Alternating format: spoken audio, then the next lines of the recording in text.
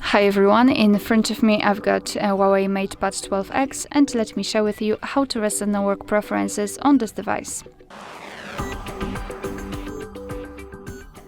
So let's start with opening the settings, and here we have to scroll down to the very bottom to find System and Updates. Then let's tap on Reset.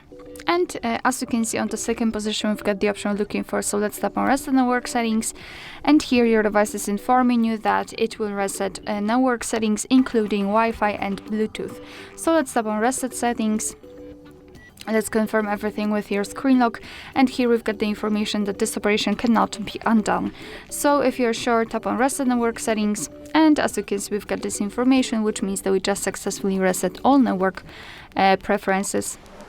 Alright, so that will be all. Thank you so much for watching. I hope that this video was helpful, and if it was, please hit the subscribe button and leave the thumbs up.